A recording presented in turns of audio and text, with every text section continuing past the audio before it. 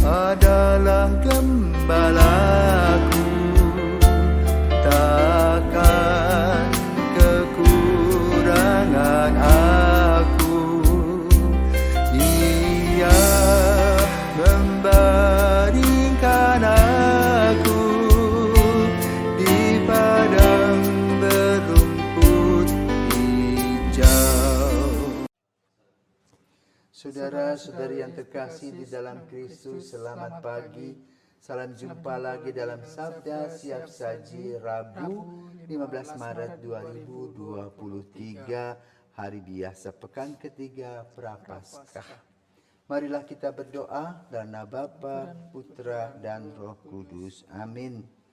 Allah Bapa Maha Mulia, Putramu datang bukan untuk meniadakan hukum Taurat, melainkan untuk menggenapinya. Buatlah kami semakin mencintai sabda dan perintah Putramu yang membimbing kami menuju pertobatan yang sejati. Dengan pengantaraan Tuhan kami Yesus Kristus Putramu yang hidup dan berkuasa bersama Dikau dalam persatuan Roh Kudus Allah sepanjang segala masa. Amin. Tuhan bersamamu dan bersama rohmu. Inilah Injil Yesus Kristus menurut Matius. Dimuliakanlah Tuhan.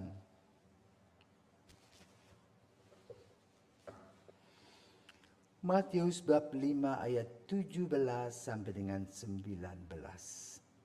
Dalam khotbah di bukit, Yesus berkata kepada murid-muridnya, "Janganlah kamu menyangka bahwa aku datang untuk meniadakan hukum Taurat atau kitab para nabi. Aku datang bukan untuk meniadakannya, melainkan untuk menggenapinya.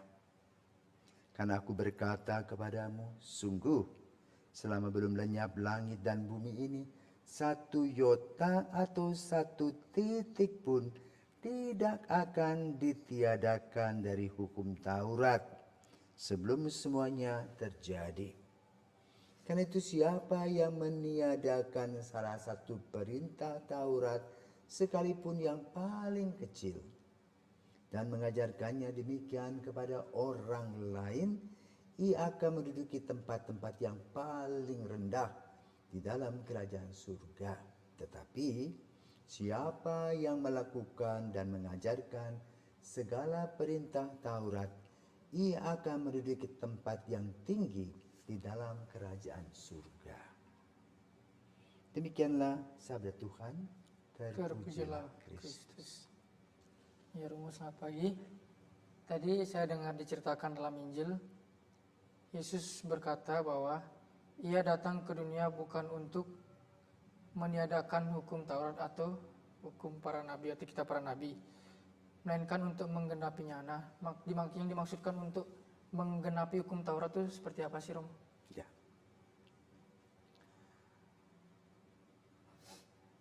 Sekarang kamu kenalkan dulu namamu siapa? Oh ya, sebelumnya selamat pagi untuk kita semua. Nama panjang saya Yohanes Kelvianusu, biasa dipanggil Kelvin. Saya siswa seminaris kelas 11. Oke. Nama Kelvin itu dari siapa ya? Dari yang mengusulkan itu pertama Bapak, cuman Mama yang lebih kasih pendapat untuk kasih nama Kelvin. Oke. Jadi ketika kamu di rumah dipanggil Kelvin, di luar juga sama? Atau kamu ubah nama? Di rumah biasa kalau teman di luar itu lebih singkatnya panggil kayak Pin Kevin gitu. Ya. Tapi kan mirip toh, bukan pun gitu kan? Pin begitu. Nah, sama seperti sabda Yesus tadi, ya. Tidak satu titik pun ditiadakan, tetapi digenapi. Ya, seperti tadi kamu bicara, gagasan pertama nama dari Bapa, kemudian Mama lebih menekankan tentang nama Kelvin. Ya. Jadi saling melengkapi. Nah, Kelvin, kalau kita perhatikan perjanjian lama, perjanjian baru, berawal dari refleksi Musa. Ya. atas kasih karunia kepada nenek moyang mereka, yaitu Abraham. Abraham mempunyai anak Ishak. Ishak punya anak Yakub.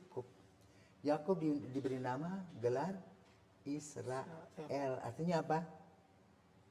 Menang. Dalam bergulat itu dia menang. Ya, the victory. Jadi menang karena berkat Allah. Nah lalu dalam perjalanannya kelompok ini ada 12 anak dari Yakobus. Dari Yakub. Ya, dari Yakub. Israel. Dan salah satu yang menonjol adalah Yusuf. Ya. Nah, karena Yusuf, maka kemudian mereka berpindah lokasi hidup dari Palestina menuju Mesir. Setelah Yusuf meninggal, mereka berkembang biak, kemudian mereka menjadi budak di Mesir. Lalu durasi antara kehadiran Musa dan kehadiran Yusuf itu lama, ratusan tahun. Maka kemudian Musa mendapatkan tugas diutus oleh Tuhan untuk membebaskan umat Israel dari perbudakan di Mesir. Apa yang terjadi dari Musa? Berani dia menghadapi Firaun, maka kemudian dia berdoa kepada Tuhan supaya Tuhan bisa mempersiapkan dan membuktikan bahwa Tuhan memang memberkati mereka untuk pergi dari Mesir. Maka terdapatlah tulah-tulah. Dan yang terakhir adalah anak bungsu meninggal. Anak sulung, bukan anak sulung raja. Maka setelah itu raja ini membebaskan Mesir supaya tidak terjadi kengerian atau bahaya yang lain. Maka lalu Musa membawa ratusan ribu orang, ratusan ribu orang. Dan aneh dan ajaib, dengan tongkatnya dia bisa membelah laut Teberau dan mereka menyeberang. Berarti nyebrangnya lewat tengah gitu. Tengah laut ya, tengah laut. Itu mujizat yang dialami. Ketika mereka sudah berada di tengah, pasukan Mesir mengejar mereka, lalu diberikanlah api, langit. Di langit itu ada api. Sehingga pasukan Mesir tidak bisa langsung menyerbu mereka masih yang berada di dalam laut Teberau. Lalu kemudian setelah mereka sampai di ujung, ya, di daerah perbatasan Palestina itu, barulah air menyatu kembali. Nah, sejak saat itu mereka ingat bahwa Allah menyelamatkan mereka, Yahweh yang menyelamatkan. Lalu mereka 40 tahun di Gunung Sinai, di mana Musa membagi per kelompok, ada tukang kayu, tukang besi, ya, lalu juga orang-orang yang berkaitan dengan hukum, kelompok agamawan dan sebagainya. 40 tahun luar biasa Musa ini. Sampai akhirnya mereka siap masuk dan Musa sampai di Gunung Nebo, di sana dia meninggal dunia. Dan mereka masuk bersama dengan Yosua ke tanah terjanji, yaitu Israel, ya, Palestina. Dan di sana mereka tahu apa yang disebut dengan hukum Taurat. Ada 5 Pentateuch itu, kitab Kejadian, apalagi Keluaran, apalagi Imamat, Bilangan, Ulangan.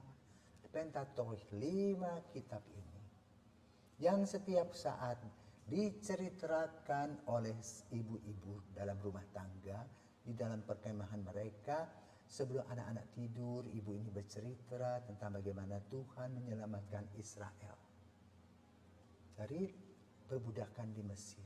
Maka kemudian mereka merayakan Pesyah atau Paskah. Ya. Nah, dalam sejarah itu ada nabi, ada raja. Tetapi belum ada putra Allah. Maka Yesus masuk di sana, Allah yang menjadi manusia. Allah solider dengan manusia. Tapi orang-orang Israel tidak peduli kepada Yesus. Nah, para nabi sudah mewartakan perintah Yeremia, Yesaya, banyak nabi-nabi itu. Memberikan warna di dalam kehidupan beragama mereka. Dan mereka hafal ayat demi ayat tentang apa yang harus dibuat. Dan pada zaman Yesus, 10 perintah Allah itu diubah menjadi hukum kasih. Ya, yang tergambar dalam kasih dalam bentuk salib. Allah cinta secara vertikal, manusia dengan Tuhan, Tuhan dengan manusia. Kemudian secara horizontal, manusia dengan manusia, terbentuk dengan salib. Yang akhirnya bagi kita, salib adalah tanda kemenangan. Nah, pada zaman Yesus itu, Yesus tidak mengurangi apa yang menjadi karunia ya, bagi umat Israel, tetapi menggenapinya. Dengan cara apa? Kalau para nabi mewartakan kabar gembira, mereka berkhotbah seperti Yesus juga berkhotbah, hanya sampai di situ. Tetapi Yesus tidak, memberikan diri seutuh-utuhnya dan bukti nyata melalui salibnya. Karena disitulah yang disebut dengan penggenapan. Ya. Karena itu hari ini Yesus berkata, tidak satu titik pun diubah, tetapi akan dilengkapi dengan penebusan dirinya sebagai putra Allah. Maka Yesus adalah sang juru selamat kita. Apa yang dikatakan kepada mereka bukan omong kosong, tetapi betul kata-kata penuh makna yang menyadarkan kita bahwa hidup kita ini tergantung kepada Tuhan. Maka mari kita membangun relasi kita dengan Tuhan dengan baik. Kita membangun relasi antar sesama kita dengan sukacita, penuh dengan pengharapan. Kita membangun saudara-saudara kita dengan membangunkan semangat untuk tetap percaya bahwa apa yang telah dilakukan Tuhan melalui Musa, para nabi, ya, dan khususnya melalui Yesus itu sedang terjadi juga untuk kita. Sehingga kita adalah menjadi keluarga Allah yang harusnya bersuka cita karena kita mendapatkan penebusan dari Yesus. Maka apa yang dikatakan Injil pada hari ini, siapa yang meniadakan salah satu perintah Taurat sekalipun yang paling kecil dan mengajarkannya demikian kepada orang lain, ia akan menduduki tempat-tempat yang paling rendah di dalam kerajaan surga. Tetapi siapa yang melakukan dan mengajarkan segala perintah Taurat, ia akan menduduki tempat yang tinggi di dalam kerajaan surga. Jadi dalam The Ten Commandments, 10 perintah Allah tidak untuk Tuhan, 7 untuk manusia. Tetapi di dalam Yesus, cintailah Tuhan Allahmu seperti engkau mencintai dirimu sendiri, seperti engkau mencintai sesamamu, bahkan mencintai musuh-musuhmu.